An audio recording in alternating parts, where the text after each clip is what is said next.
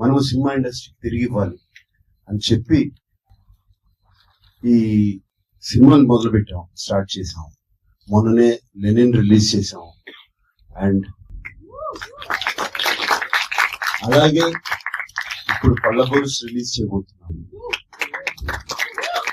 రేపు రంభా ఉరుసు మేనక అనే cinema release చేయబోతున్నాం. దాని తర్వాత ఇంకో సినిమా ఇంకో 2 సినిమాలు ఉన్నాయి. అది కాకుండా నా సినిమా కింగ్ 100 కూడా.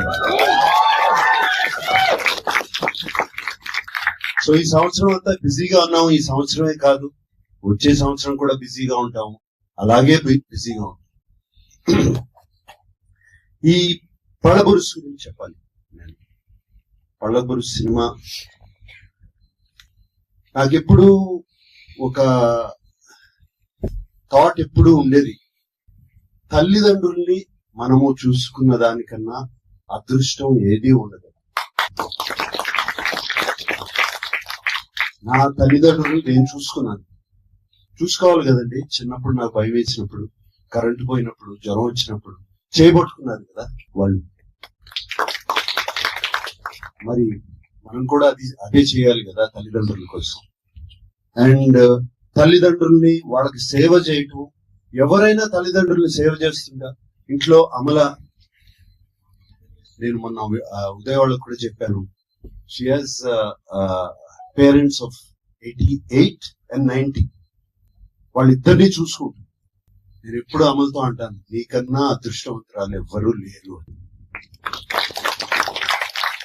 So taking care of your parents is very very important. And నాకు ఉదయ్ ఈ కథ చెప్పినప్పుడు అదే గుర్తుకొచ్చింది నాకు. అండ్ ఈ సినిమా తీయాలి ఎలాగైనా. అండ్ చాలా ఎంటర్టైనింగ్ గా చెప్పాడు కదా. సో సినిమా ఉదయ్ నాకు ఇంటికి వచ్చి కథ చెప్పడానికి వచ్చినప్పుడు ఇలా ఒక కొడుకు ఫాదర్ మీద కేసు వేస్తాడు అని అటువంటి కథ అని చెప్పారు. జస్ట్ దాని మీద చాలా బాగా ఎంటర్టైనింగ్ గా ఉంది.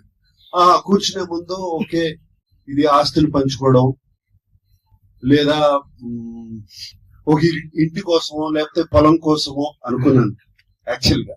బట్ ఉదయ్ నాకు చిన్న షాక్, నువ్వు పళ్ళబొరుసు కేవలం 20 రూపీస్ పళ్ళబొరుసు కోసం ఫాదర్ కేసు వేసాడు అని, కొడుకు ఫాదర్ మీద కేసు వేసాడు అని ఎంత ఎంటర్టైనింగ్ గా చెప్పావు ఆ కథ. So entertaining. సుధాకర్ రెడ్డి గారు మీరు ఎంత బాగా చేశారు, శంభుదాత్ గారు, ఫెంటాస్టిక్.